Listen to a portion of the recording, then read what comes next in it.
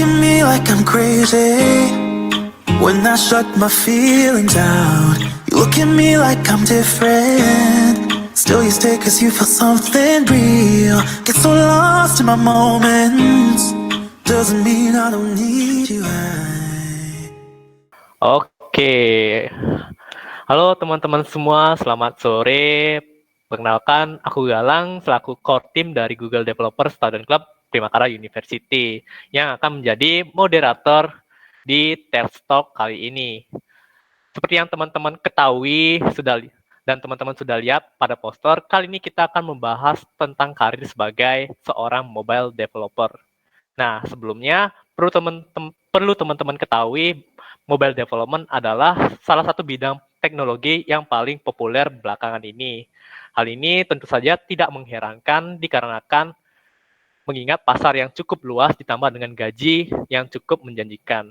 Nah, dalam Tech Talk kali ini, kita akan membahas berbagai hal tentang karir sebagai seorang mobile developer, mulai dari prospek kerja, job desk sebagai mobile developer, bagaimana proses recruitment, resource belajarnya dari mana, hingga tantangan yang dihadapi. Nah, sebelum kita mulai, izinkan aku untuk memperkenalkan narasumber kita yang sangat keren ini, yaitu Kak Ibnu Batuta. Halo Kak Ibnu Batuta, kumaha damang Kak? Halo Mas Damang, selamat sore semua. Sore. Oke, jadi Kak Ibnu Batuta ini adalah seorang mobile developer yang cukup punya banyak pengalaman kerja. Yang pertama itu, Kak Ibnu pernah bekerja di area berkarya abadi sebagai mobile developer pada Juli tahun 2022 sampai Februari 2023. Nah, yang kedua, Kak Ibnu juga pernah bekerja di PT Global Data Inspirasi Datain sebagai Computer Vision Engineer pada Agustus 2023 sampai sekarang. Dan yang sekarang, Kak Ibnu pernah bekerja di Rolling Glory sebagai mobile engineer pada Januari 2023 sampai sekarang, dan tentunya masih banyak lagi pengalaman kerja yang dimiliki Kak Ibnu. Oke, jadi karena teman-teman di sini sudah nggak sabar, jadi Kak Ibnu boleh lanjut untuk sharing materinya gitu. Baik, terima kasih atas pembukaannya Mas Galang, saya izin untuk share script. Oke. Sebelumnya, halo, selamat sore semua. Di sini aku bakal ceritain tentang karir aku sebagai mobile engineer. Selain aku jadi mobile engineer di Rolling Glory, aku juga ini seorang mahasiswa akhir di Politeknik Negeri Jember, sekaligus seorang intern sebagai computer vision di Datain. Ayo, gimana ngatur waktunya? Oke, aku bakal jabarkan beberapa materinya nih. Jadi aku bakal mulai dari pengertian mobile development itu sendiri, terus aku lanjut kerjaannya mobile development itu ngapain, terus project-project apa aja yang udah aku lakukan, gitu. Terus aku bakal ngasih tahu kalau pengen belajar mobile development itu enaknya mulai dari mana sih. Terus aku bakal lanjutin proses rekrutmen dari ngirim CV sampai negosiasi gaji mobile development. Jadi secara definisi mobile development itu adalah sebuah proses pembuatan aplikasi untuk perangkat mobile seperti smartphone ataupun tablet, yang dimana umumnya mobile ini menggunakan iOS ataupun Android. Jadi dalam pengembangan mobile itu dibagi menjadi dua, yakni pengembangan aplikasi natif dan pengembangan aplikasi hybrid atau multiplatform. Untuk aplikasi natif itu adalah aplikasi yang dibangun dengan bahasa yang spesifik untuk platform tertentu. Nah, contohnya ini, yang recommended saat ini untuk kalian-kalian yang pengen belajar Android development itu sangat disarankan oleh Google untuk belajar Kotlin. Nah, kemudian kalau kalian ingin mulai belajar iOS development, sangat disarankan oleh Apple itu menggunakan Swift. Kemudian ada juga hybrid atau multiplatform.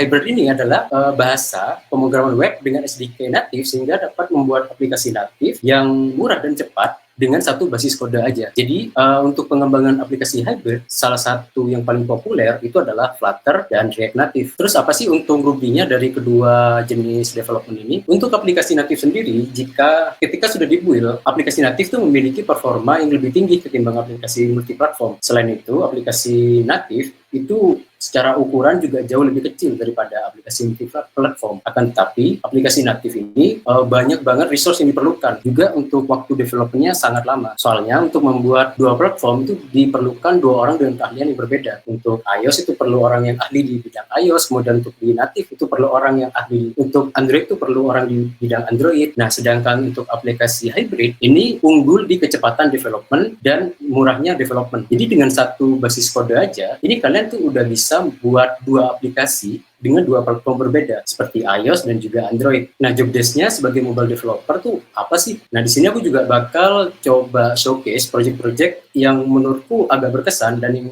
yang salah satu yang paling baru dari yang pernah aku kerjain. Oke, yang pertama job desk-nya adalah mengembangkan aplikasi. Oke, ini agak obvious ya. Jadi mobile developer itu punya tanggung jawab untuk mewujudkan desain yang ada di Figma atau platform desain lainnya menjadi aplikasi yang responsif dan mempunyai fungsionalitas yang sesuai. Kemudian bekerja dengan sumber data eksternal. Jadi mobile developer itu sangat mirip dengan front-end developer, di mana pengembang itu punya tanggung jawab untuk melakukan koneksi dengan API sehingga aplikasi itu bisa menampilkan data-data yang sesuai dengan back-end. Terus yang terakhir adalah memastikan aplikasi berjalan dengan baik. Oke, sebenarnya ini salah satu isu atau tantangan dari mobile development itu sendiri ya, karena di mobile itu kan banyak ini fragmentasi device, banyak model, banyak jenis brand yang punya arsitektur berbeda. Nah, sehingga kadang aplikasi kalau udah berjalan di satu HP itu bisa di HP satunya itu nggak berjalan sesuai. Nah, di sini tugasnya peranan mobile developer untuk mencari tahu isu di platform di bagian tertentu sehingga semua aplikasi itu berjalan sesuai dengan kebutuhan di semua device mobile. Oke, aku pengen ceritain project yang pernah aku kerjain itu adalah projectnya Eager di Rolling Glory. Jadi di Rolling Glory aku punya tanggung jawab untuk menjadi seorang PIC di bagian mobile untuk projectnya Eager. Di sini punya tanggung jawab untuk review kode, untuk memastikan kodenya itu sesuai dengan standar dan memastikan performa aplikasinya itu berjalan dengan sangat baik. Di sini project Eager itu punya dua platform, yaitu berjalan di iOS dan juga Android. Nah, aplikasinya sendiri ini kalau menurut aku cukup kompleks ya. Soalnya di sini tuh mengimplementasikan banyak banget tools seperti personalized recommendation. Nah, di sini menggunakan banyak algoritma dari machine learning, terus menggunakan user behavior tracking, juga prediction, dan juga ada personalized push notification. Dan hal-hal kompleks ini yang menurutku jadi tantangan baru untuk membuat aplikasi Eager ini. Di sini juga aku jadi belajar banyak banget nih, bukan cuma mobile development, tapi juga gimana marketing itu bekerja, gimana machine learning itu bisa memberikan sebuah rekomendasi, gitu. Gimana app besar itu nge-record, kok bisa sih kayak Shopee gitu ya. Shopee kan biasanya kalau kalian nyari-nyari tas apa gitu, nanti halaman depannya muncul tas. Gitu. Nah, di aplikasi Eager ini itu baru pertama kalinya aku mempelajari gimana machine learning itu benar-benar bekerja di real case. Gitu. Ini juga sedikit promosi nih ya. Kalau kalian nih berminat sama produk-produknya Eager nih, kalian bisa download aplikasinya di App Store ataupun App Store ataupun Play Store. Soalnya di sini tuh banyak diskon sama banyak voucher nih kalau kalian berminat. Oke, kemudian yang menurutku berkesan itu adalah aplikasi Snapcook. Jadi aplikasi ini tuh dari submissionnya Bangkit Academy. Ini aplikasi berbasis Android dengan fiturnya itu untuk mendeteksi bahan-bahan makanan yang tersedia, kemudian memberikan rekomendasi resep yang sesuai dengan bahan-bahan yang kalian miliki nih. Teknologi yang digunakan nih juga cukup advance kalau menurutku. Jadi ada TF Lite, terus kita pakai Room untuk local storage, kita pakai Retrofit untuk connect API, kita pakai Point untuk dependency injection, Timber untuk logging, dan lain sebagainya. Jadi menurutku cukup berkesan tuh karena di sini pertama kalinya aku ngerjain sebuah project bareng dari berbagai universitas gitu. Di sini aku ngerjainnya tuh bareng teman-teman dari Primakara juga. Ada Kayu sebagai Android developer, terus ada Cahyadi sebagai cloud computing, juga ada Wahyu sebagai ML engineer-nya. Oke, selanjutnya sebagai mobile engineer, aku juga punya tanggung jawab lain nih, yaitu melakukan research and development. Nah, tujuannya apa? Tujuannya itu adalah mempermudah, mempercepat, dan mengefisiensikan waktu development dari developer-developer yang lain. Nah, di sini waktu itu aku nih bikinan nih custom linter untuk mempercepat waktu review. Oke, masalahnya gini. Jadi waktu itu di perusahaanku ada isu, yakni senior dev ketika nge-review codingan juniornya sering nemuin kalau hasil codingannya itu tidak sesuai sama standar perusahaan. Nah, dan ini kejadiannya repetitif tuh. Sehingga waktu reviewnya itu sampai berjam-jam. Soalnya reviewnya ditolak, terus diperbaiki, terus dicek lagi, itu bisa makan waktu berjam-jam. Sayang banget waktu development dipakai cuma buat review. Gitu. Nah, jadi waktu itu dibuatlah linter ini. Nah, linter ini itu akan ngasih warning kepada developer jika codingannya itu tidak sesuai dengan standar perusahaan. seperti penamaan function, penamaan kelas, penamaan model, atau function yang terlalu banyak kodenya gitu, dan lain sebagainya. Sehingga ketika udah masuk ke reviewnya senior, itu udah bersih gitu. Jadi senior udah gak terlalu pusing mikirin masalah standarisasi ini, cukup lebih fokus ke bagian logik. Nah, ibaratnya linter ini tuh kayak aku nyebutnya nih ya, portable senior dev. Jadi benar-benar ada di komputernya juniornya, itu ngasih tahu kalau ini salah, itu salah, itu salah. Cara benernya tuh gini. Gitu.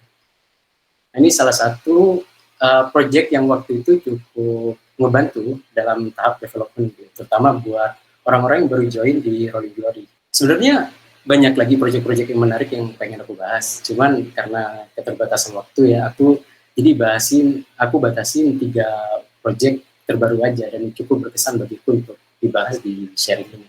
Oke, jadi setelah kita tahu nih kerjaannya mobile developer, terus tanggung jawabnya mobile developer itu apa?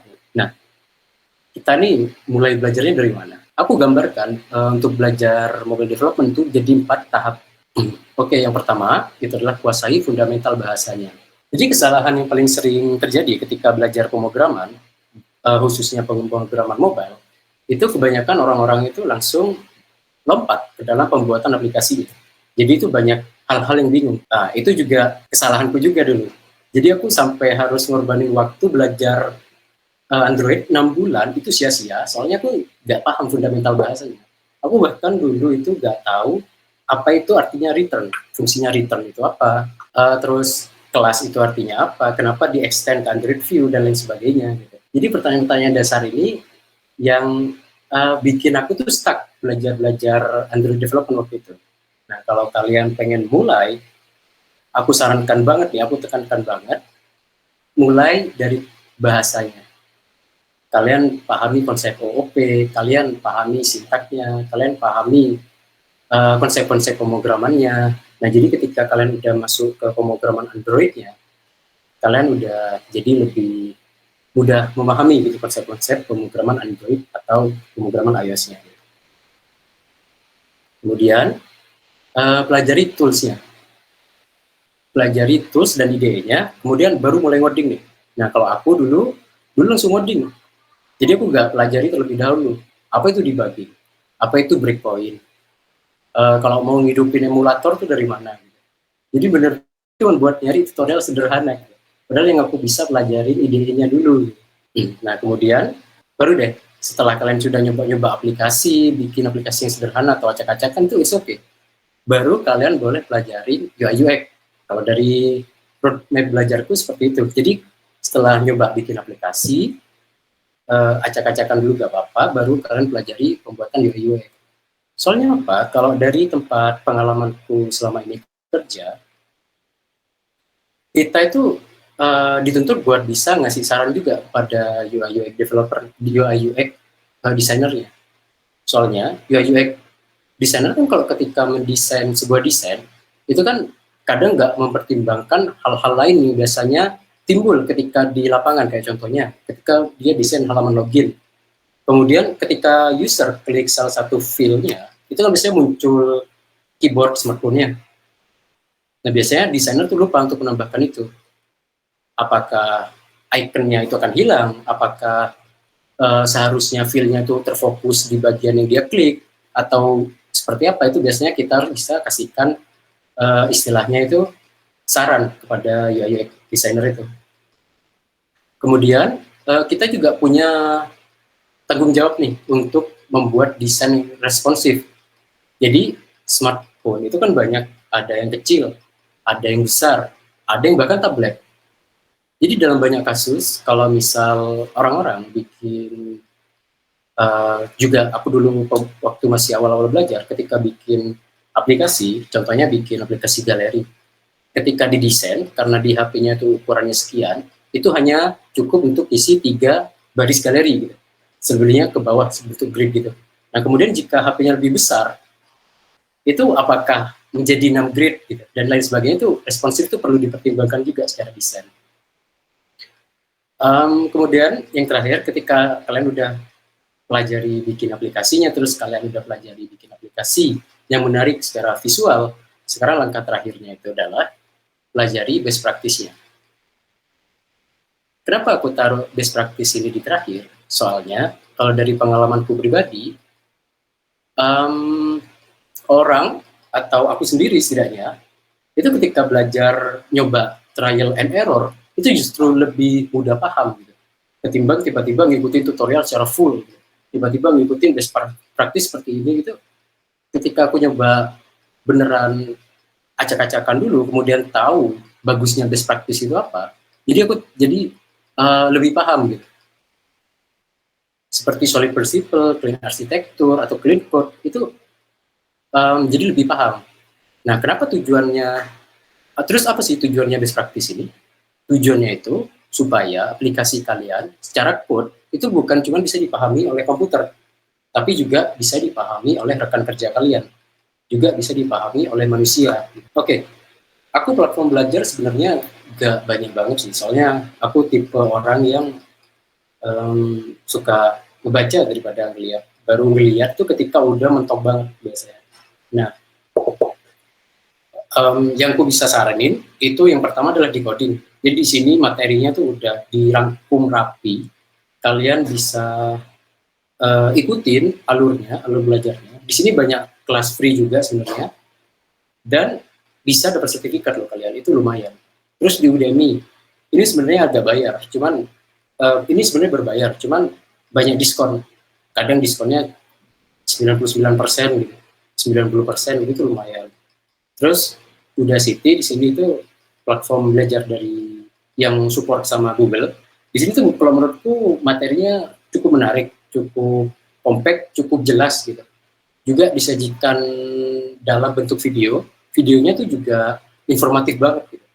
Kayak belajar linked list itu pembelajarannya benar-benar mudah dipahami.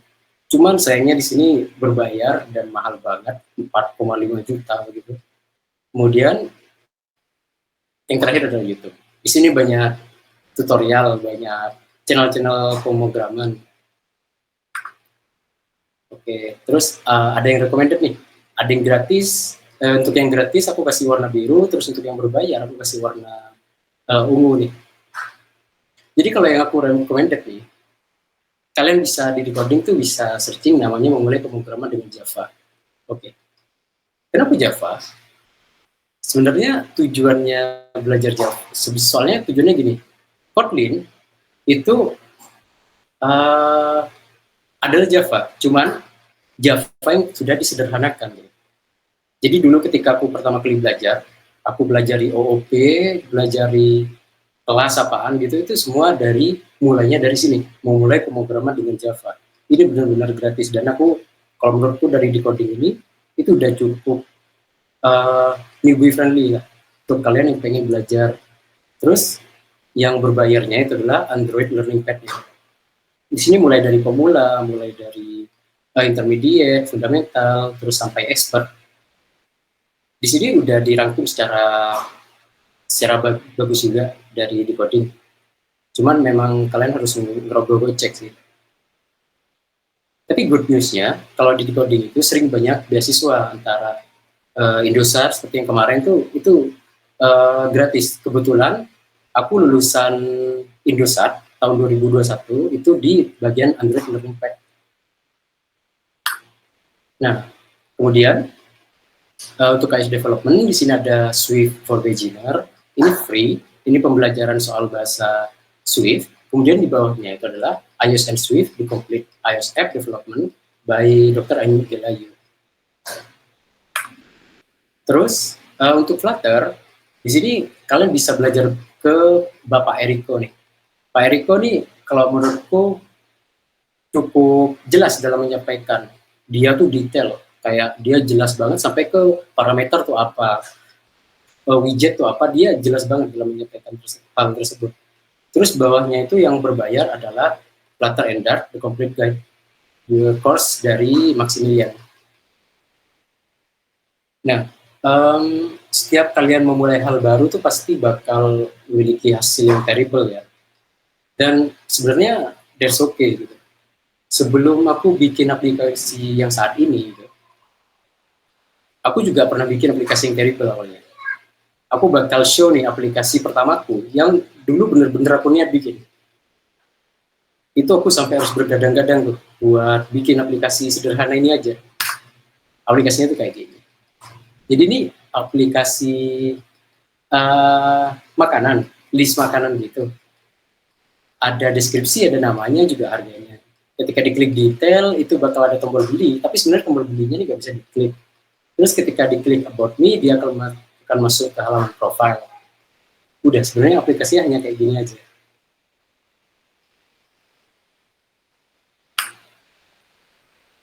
Nah, aku bakal kasih beberapa tips nih yang bisa kalian lakukan ketika belajar. Yang pertama adalah kembangkan apa yang kamu pelajari dari tutorial. Jadi sebenarnya sebagai developer, kalian tuh jangan takut salah. Jangan takut explore hal baru. Soalnya apa? Soalnya sebagai developer, kalian tuh akan lebih sering nemuin bug ketimbang sukses case-nya. Jadi kalian harus bangun keberanian untuk nemuin error tersebut awal-awal gitu. Kalian bisa ngembangin sederhana aja awalnya, kayak entah itu mengubah warna, misalnya itu tutorial itu warna hijau, kalian ubah biru, atau ngubah view-nya sedikit, ubah yang list-nya itu horizontal jadi vertikal. That's okay gitu. Pokok apa yang kalian udah pelajari, kalian kembangkan dikit gitu. Kemudian fokus dengan satu bahasa terlebih dahulu dan jangan terburu-buru implementasi mobile. Jadi langsung nyoba bikin aplikasi tanpa paham fundamental bahasanya itu adalah kesalahan fatalku ketika pertama kali belajar. Jadi waktu itu aku sampai rugi 6 bulan, so jangan ulangi kesalahan itu. Kemudian gabung komunitas. Jadi terkadang kalian akan nemuin beberapa error yang memang sulit dipecahkan oleh kalian. Kalian Google sendiri, itu kan kesulitan buat mendapatkan jawabannya. Terus tujuannya ikut komunitas, itu agar kalian tuh bisa bertanya masalah error tersebut.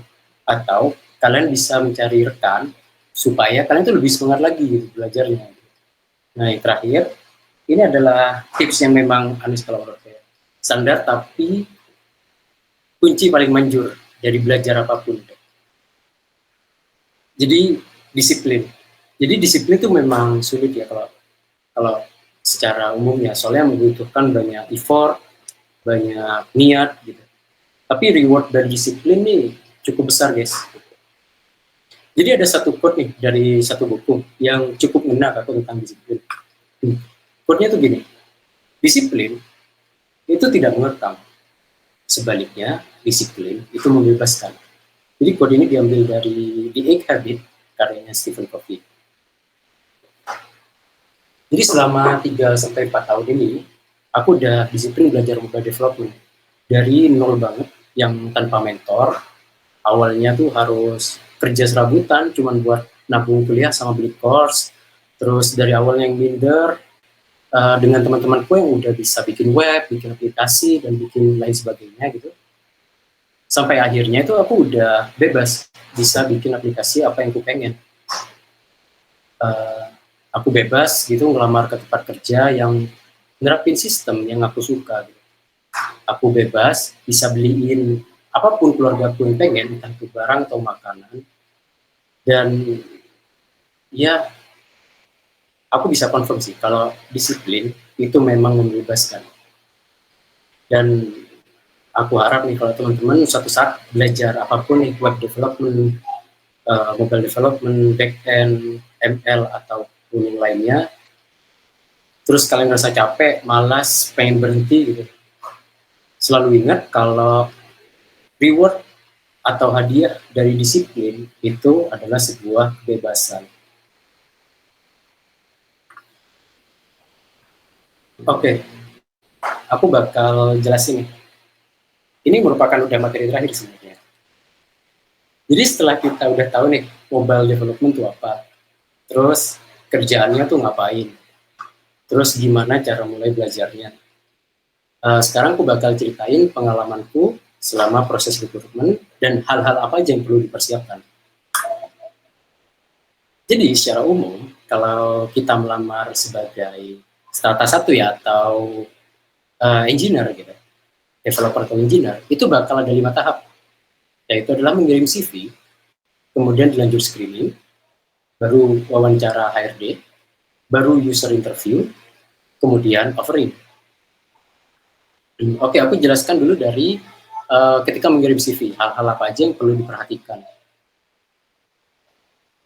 Aku suka iseng nih, biasanya kalau udah keterima di tempat kerja tuh bakal tanya-tanya hal-hal apa aja sih yang penting buat diperhatiin ketika ngirim CV gitu, yang bikin si recruiter ini jadi lebih tertarik gitu.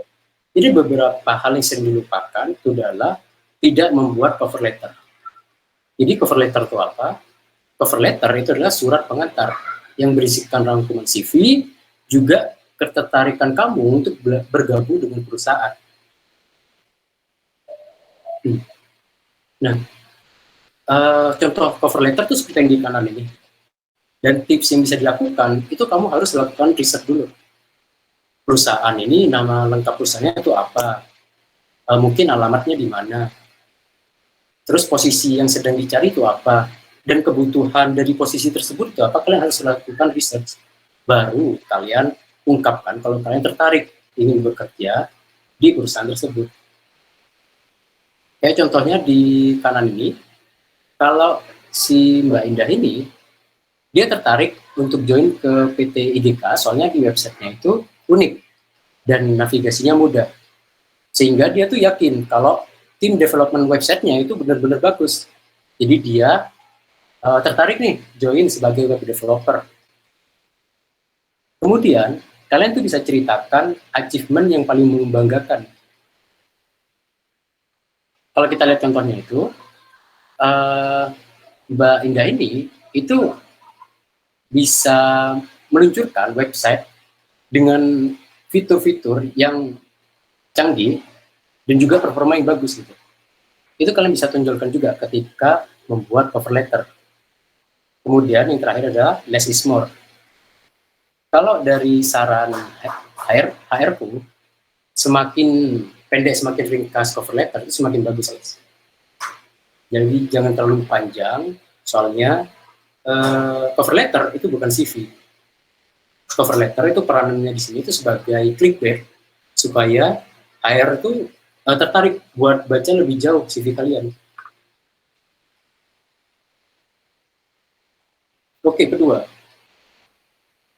Kalau dari riset ya, HR tuh biasanya menghabiskan waktu kurang dari semenit cuman buat membaca CV kalian. Bahkan beberapa detik aja nih buat nentuin kalau CV kalian tuh layak dibaca secara penuh atau tidak. Nah, di sini biasanya itu aku bikin ringkasan CV. Tujuannya di sini itu sebagai clickbait nih. Biar HR itu baca lebih lengkap. Contohnya kayak gini. Di sini aku menjelaskan kalau aku adalah seorang muda developer dengan pengalaman kerja 3 tahun. Kemudian, teknologi apa yang kugunakan. Baru aku jelaskan aku udah pengalamannya apa aja. Di sini aku highlight itu adalah bagian kalau aku udah pernah mimpin suatu tim. Terus impact apa yang dihasilkan dari kepemimpinanku adalah berkurangnya maintenance cost, juga menambah performance dari app yang dikerjakan. Baru pada bagian terakhir, aku jelaskan soft skill yang kumiliki. Nah, alhamdulillahnya, rangkuman-rangkuman seperti ini tuh udah bikin aku tuh sering keterima sampai masuk ke tahap interview. Oke. Terus, tips yang perlu dihindari itu adalah hindari informasi berlebihan. Informasi berlebihan itu kayak apa sih? Jadi yang paling sering dilakuin oleh fresh graduate ya, itu adalah mencantumkan pengalaman yang tidak relevan sehingga menutupi poin utama dari CV kalian. Contohnya ini ada pernah kasus sayang banget. Waktu itu dia ngelamar di salah satu perusahaan itu. Dia tuh punya pengalaman sebagai Android developer, tapi dia juga mencantumkan pengalaman yang tidak relevan. Dia cerita kalau pernah jadi reseller di toko A, dia pernah cerita kalau jadi content creator di media B, dan lain sebagainya. Jadi bikin recruiter nih kebingungan. Ini sebenarnya mau ditonjolkan apa sih? Ini orang sebenarnya keahliannya apa sih? Gitu. Jadi kalau kalian bikin CV, usahakan pengalaman yang kalian cantumkan itu relevan dengan posisi yang kalian lamar. Kemudian yang kedua, memberikan data pribadi yang tidak penting untuk pekerjaan. Nah, ini sebenarnya relatif. Kalau kalian diminta, kalian boleh aja nih kasih data-data seperti agama, hobi, terus tinggi badan, berat badan, nama sosial media di Facebook ataupun IG, dan lain sebagainya. Kalau nggak diminta, usahakan jangan dicantumkan. Kemudian, mencantumkan perhargaan yang tidak mewakili pekerjaanmu. Ini sama halnya seperti poin pertama. Ada cerita juga kalau HR tuh pernah review satu CV, itu menceritakan pencapaian dia yang bahkan sewaktu SMP, yang dulu pernah juara pencak silat, terus SMA-nya pernah juara lomba puisi, lomba menyanyi, dan lain sebagainya gitu. I mean that's good ya kalau punya prestasi seperti itu, tapi usahakan kalian tuh mencantumkan penghargaan yang sesuai gitu dengan posisi yang kalian ingin lama. Jangan sampai penghargaan kalian tuh mengurangi value dari penghargaan kalian yang lain. Terus yang terakhir adalah gunakan format yang sesuai. Biasanya banyak banget tuh kalau bikin CV itu bagus secara tampilan aja, juga menampilkan skill-skill dan dia nilai sendiri gitu loh. Kayak contohnya kalau yang di kanan kan dijelaskan tuh kalau dia tuh bisa Photoshop, bisa Illustrator, dia bintang 4 dari 6. I mean, apa yang membuat kalian pede dengan nilai gitu? Nah, ternyata HR ini itu kurang apa ya namanya ya? Kurang suka dengan hal-hal yang kayak gini. Nah, maka disarankan kalian tuh mempermudah HR buat ngebaca CV kalian supaya HR itu tahu dan paham kalian ini cocok untuk perusahaan mereka atau enggak. Nah, dengan menggunakan format yang sesuai, kalian tuh bisa meningkatkan potensi kalian untuk dipanggil di interview kerja. Oke, yang kedua adalah tahapan screening. Nah, jadi setelah ngirim CV, setelah kalian di-review, cocok oleh perusahaan, kalian akan masuk ke tahap screening. Di tahap ini itu biasanya kalian akan ditelepon nih, entah itu telepon menggunakan WA atau video call. Biasanya durasinya itu nggak panjang. Kalau dari pengalamanku, biasanya itu 5-15 menit aja. Nah, pertanyaan yang ditanyakan biasanya tuh hal-hal sederhana aja. Itu kayak, udah berapa tahun nih pakai teknologi A, udah berapa tahun bahasa ini kamu gunakan, kamu lebih condong ke bahasa apa, terus ekspektasi gaji kamu tuh berapa, itu bakal ditanyakan di tahap screening ini. Nah, apabila variabel yang dimiliki oleh kalian itu dinilai sesuai, jadi tim screening ini akan melanjutkan proses kalian tuh ke tahap wawancara HRD. Nah, tahapan wawancara HRD itu dibagi menjadi 3 nih. Yang pertama adalah perkenalan. Ketika perkenalan, usahakan kalian tuh berterima kasih dulu nih pada HR sudah mengizinkan untuk mengikuti interview ini.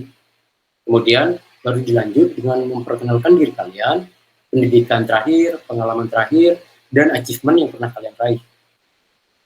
Nah, baru setelah sesi perkenalan usai, biasanya HRD itu bakal nyoba ngegali latar belakang dari peserta, terus kepribadiannya, terus tujuan melamar pekerjaannya, terus juga bakal ditanya seberapa paham kandidat ini dengan perusahaan yang ia lamar.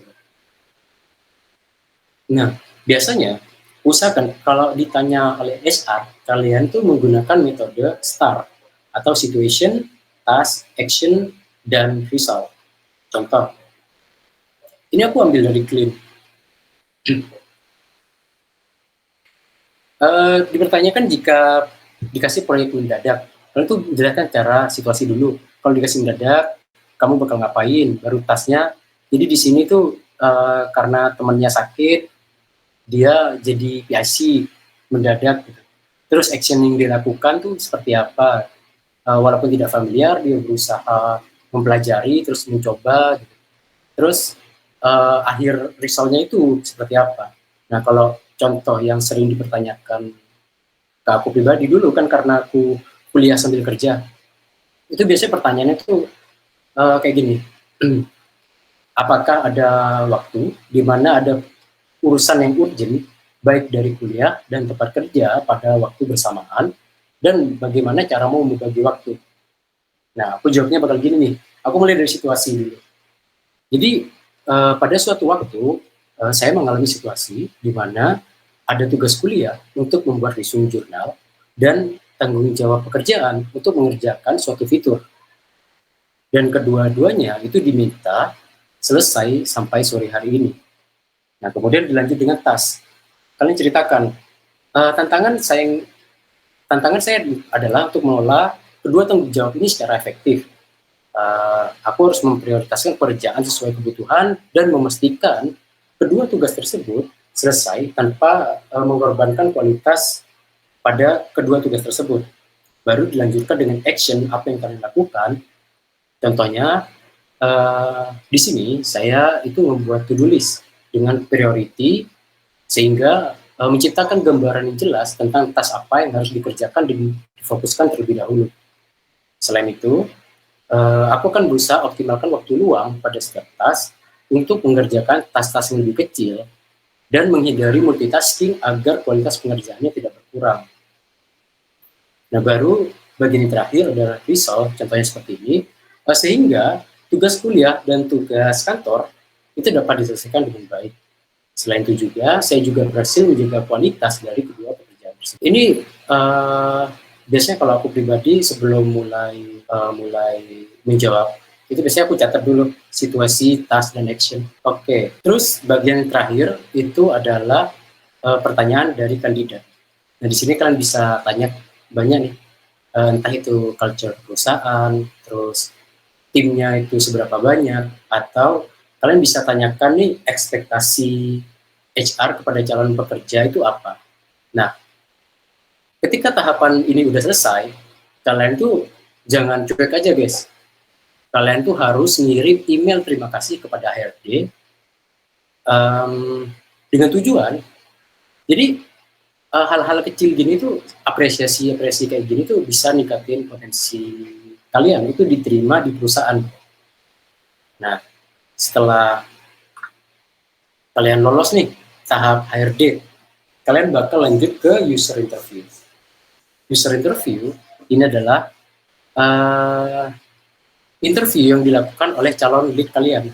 Dalam kasus ini kan lead IT departemen nih, karena kita melamar sebagai developer. Jadi yang pertama itu ada perkenalan sama seperti HRD. Kalian harus ucapkan terima kasih, kemudian dilanjutkan dengan memperkenalkan diri, hard skill yang kalian miliki, terus achievement yang pernah kalian raih. Nah, setelah sesi perkenalan, biasanya user ini bakal ngegali pemahaman kalian nih.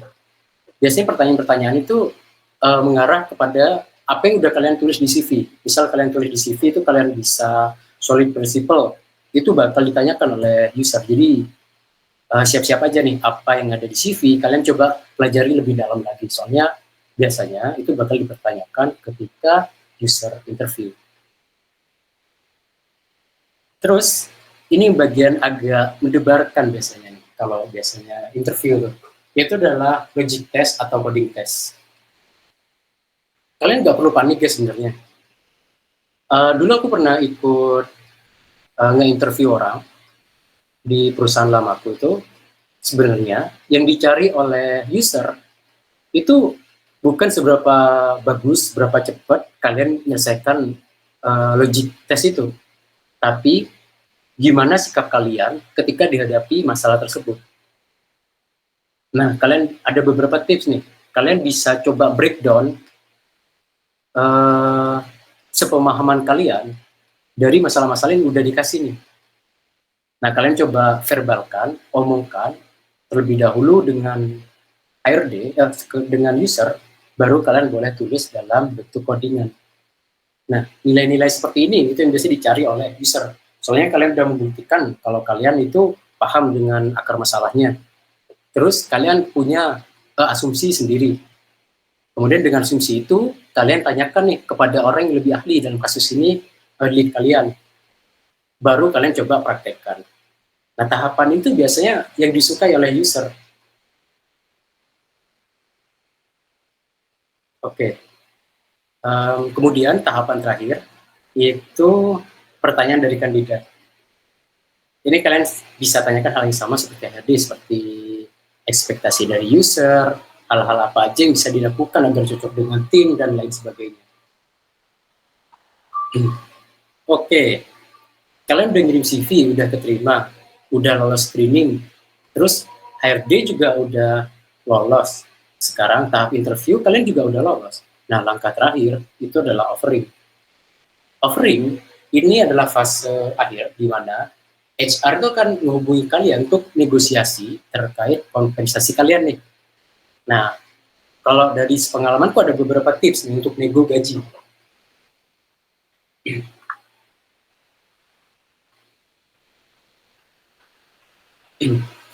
Oke, tips yang pertama itu adalah kalian harus cari info dulu nih tentang bonus, tunjangan, asuransi, dan uang lembur.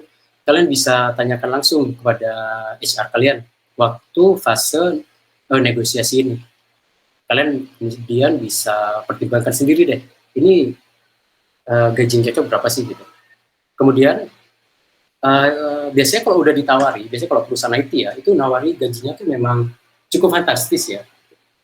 Kayak tiba-tiba kalian ditawari 6 juta gitu. Itu biasanya orang-orang nerima langsung gitu. Nah, kalau dari pengalamanku, jangan keburu menerima tawaran pertama, soalnya sebenarnya HR itu bisa ngasih penawaran lebih baik lagi. Nah, ketiga, kalau ada yang kurang cocok, kalian harus sampaikan dengan sopan nih. Jangan merasa tersinggung nih kalau misal kalian pengen gajinya 8 juta terus ditawari 5 juta, atau kalian merasa tersinggung terus sampai harus emosi gitu nyampaikan apa yang kalian ingin sampaikan, tuh jangan sampai guys. Terus yang keempat adalah tunjukkan value yang kalian punya. Oke, contohnya gini nih, misal kalian ngelamar sebagai mobile developer di suatu tempat, kalian pengen punya gaji 5 juta nih, tapi kalian tuh ditawari gaji 3,5 juta. Nah, cara menyampaikannya tuh gini, terima kasih atas penawarannya Bapak atau Ibu. Setelah dipertimbangkan penawaran yang ada, saya merasa upah atau kompensasi yang Bapak Ibu berikan itu kurang sesuai. Meskipun saya ini masih fresh graduate, saya memiliki beberapa pengalaman magang dan kompensasi yang sesuai dengan posisi ini. Oleh karena itu, saya ingin mengajukan penyesuaian upah di angka 5 juta sampai 6 juta. Saya harap Bapak Ibu bisa mempertimbangkan kompensasi saya ini kembali. Nah, biasanya HR ini bakal discuss lagi sama atasannya. Dan dalam banyak kasus biasanya dia tuh bakal ngambil rank paling rendah yang udah kalian tawarin, dan kasus ini kan 5 juta. Atau sesuai dengan tujuan gaji awal kalian, yaitu 5 juta. Nah, oke. Kita udah di akhir slide nih. Sebenarnya aku pengen ucapin terima kasih udah dengerin sampai akhir ini. Dan aku akan kembalikan kepada moderator, Mas Galang. Terima kasih.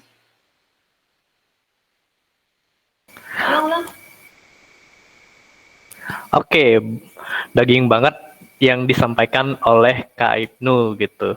Jadi Kak Ibnu ini, mungkin aku ringkas dulu. Jadi Kak Ibnu ini membahas mulai dari apa itu mobile development, job desk-nya apa aja, roadmap-nya gimana, platform belajar, recommended course, dan hingga proses recruitment-nya itu bagaimana gitu.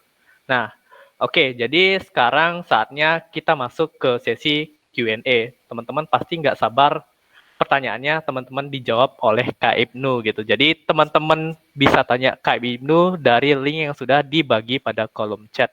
Mungkin Optek juga bisa share screen. Nah, ini pertanyaannya mungkin aku bacain dulu deh yang terpilih. Jadi di sini ada Anonymous yang nanya, "Halo Kak, aku mau nyoba mobile dev. Bisa langsung ke aplikasi hybrid atau harus nyoba ke native dulu?" Mungkin Kak Ibnu boleh langsung menjawab.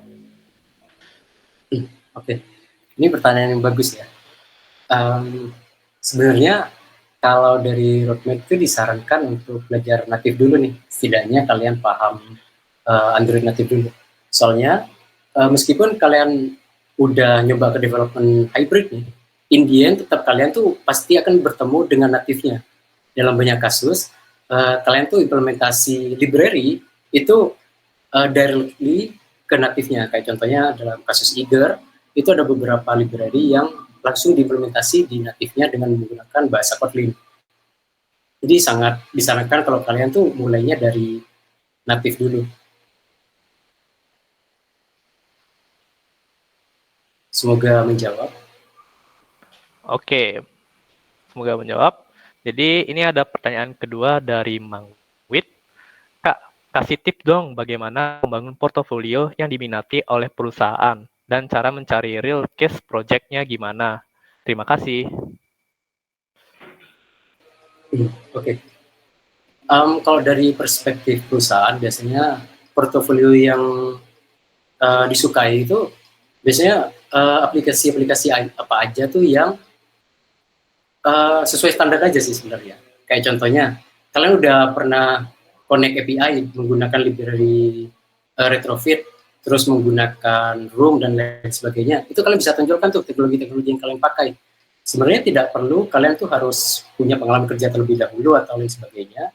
Cukup kalian tuh pernah implementasikan library-library yang sesuai dengan perusahaan yang kalian lamar. Nah, untuk cari real case project-nya itu gimana? Kalau aku pribadi, itu kebanyakan mulai dari masalah di sekitar. Kayak contohnya dalam kasus aplikasi resep, itu aku mulai dari masalah yang sering dihadapi oleh teman-teman kosku, yaitu adalah banyak bahan-bahan yang tersisa gitu, dan nggak tahu cara ngolahnya. Jadi aku bikinkan aplikasi untuk deteksi resep, deteksi bahan makanan, yang kemudian kan diberikan rekomendasi resep. Atau kalian juga bisa nih join di grup Telegram, biasanya banyak yang share atau ngajak proyek-proyek ini. Apakah menjawab?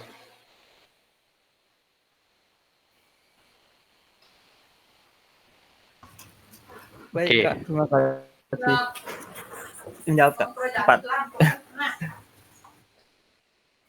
Oke, mantap. Terus ini ada pertanyaan ketiga. Dari native Kotlin mau ke Flutter harus siapin apa aja Kak selain niat? Nah, ini gimana nih?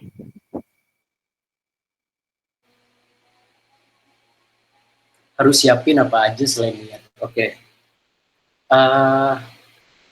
Sebenarnya buat transisi dari native ke Flutter nih tidak cukup banyak ya.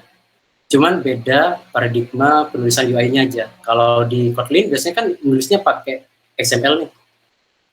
Nah, kalau di Flutter itu langsung by widget. Nah, yang harus kalian siapin di sini ya cuman sebenarnya niat untuk belajar lagi sih. Soalnya paradigmanya udah berubah. Dan cara ngodingnya juga berubah. Kalian tuh harus siap nih implementasi Flutter tuh dari yang basic-basic dulu sampai ke yang nanti akhirnya tuh bagian tahap yang udah cukup advance gitu.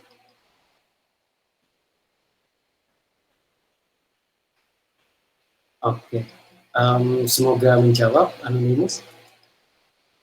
Oke, baik Kak. Jadi ini ada yang pertanyaan keempat. Apakah ada perbedaan antara mobile engineer dengan mobile developer?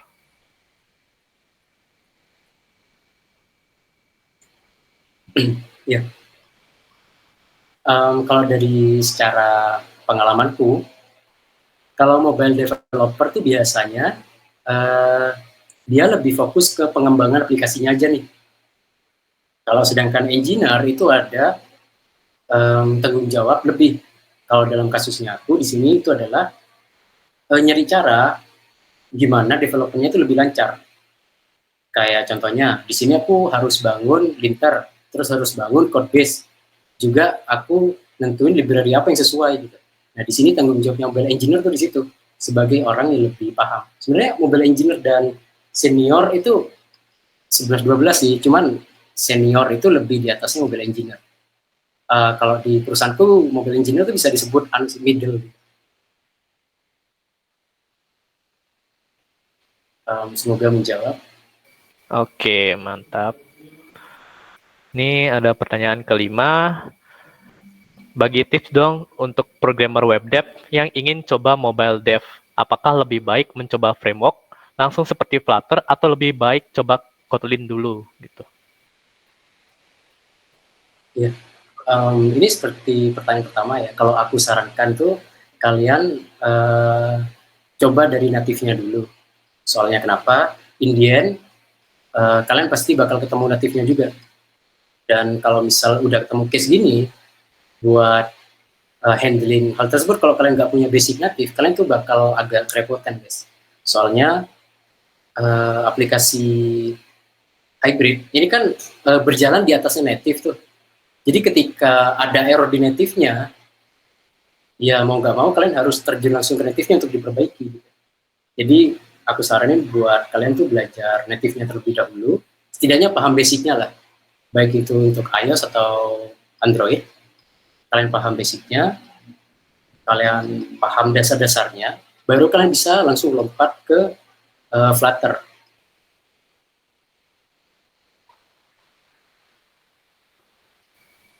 Oke, jadi pelajarin dulu native-nya baru pindah ke multiplatformnya. Oke. Ya. Lanjut ke pertanyaan ke-6. Kalau mau belajar Swift, menurut kakak harus punya Mac atau iPhone, kak? Itu gimana, kak?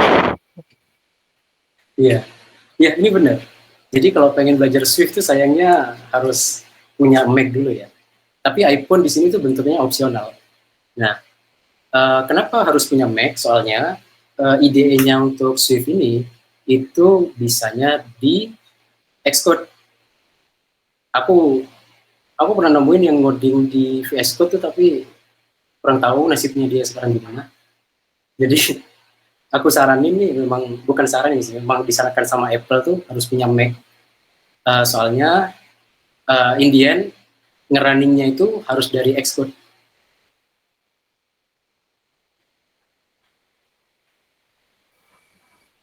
Oke, jadi buat teman-teman yang pengen belajar Swift, beli dulu Mac-nya ya. Oke, lanjut ke pertanyaan terakhir. Apabila kita ingin mempelajari mobile development, apakah wajib bisa bahasa Java? Apakah tidak bisa menggunakan Dart dan Flutter? Iya, oke, baik. Sebenarnya kita nggak perlu wajib banget nih buat tahu Java. Sebenarnya yang paling penting dari mobile development, soalnya mobile development ini kan erat banget sama OOP.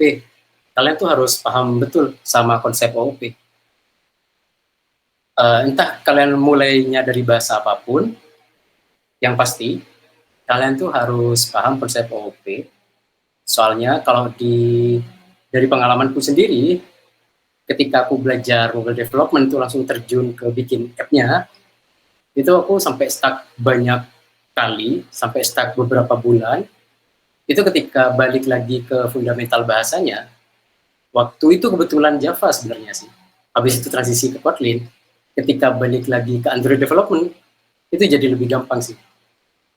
Nah, sebenarnya bisa, kalian sebenarnya bisa nih, dari Java langsung lompat ke, dari awalnya kalian nggak pernah belajar Java, terus kalian lompat ke Dart, terus belajar Flutter, terus sebenarnya bisa. Cuman disarankan, kembali lagi seperti tadi, kalian disarankan belajar native-nya dulu. Soalnya in the end, pasti akan ketemu case di mana ada trouble di native-nya. Dan tidak bisa kalian fixing dari Flutter-nya. Oke, semoga menjawab. Oke. Baik. Nah, ini ada pertanyaan lagi nih di terakhir-terakhir baru muncul. Apa yang biasanya kakak lakukan kalau otak udah mumet banget dalam konteks mengcoding-coding? Selain istirahat dan mancing, terima kasih.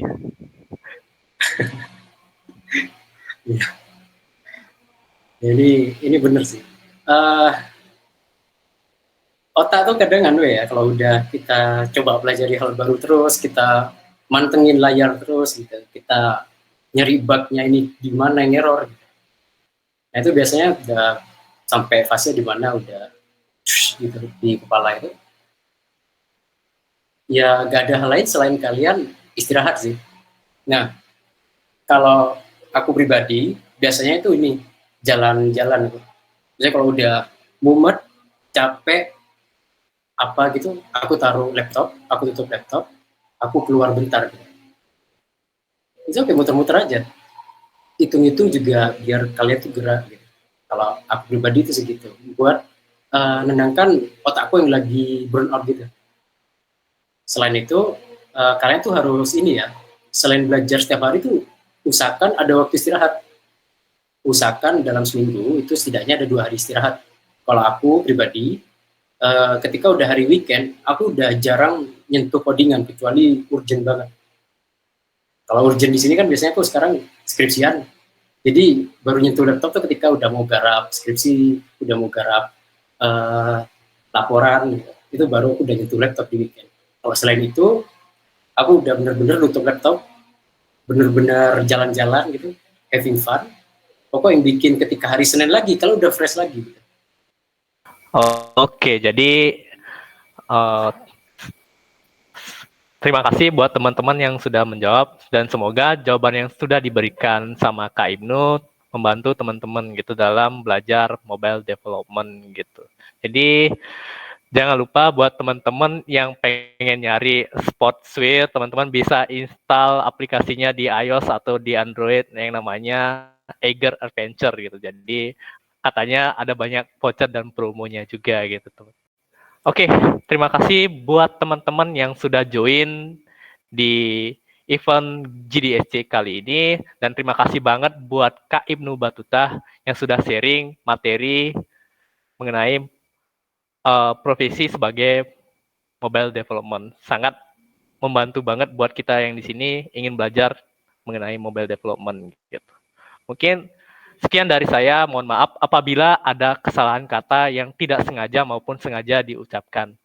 Mungkin sampai jumpa di event selanjutnya. Terima kasih. We tend to fall together, fall in love and still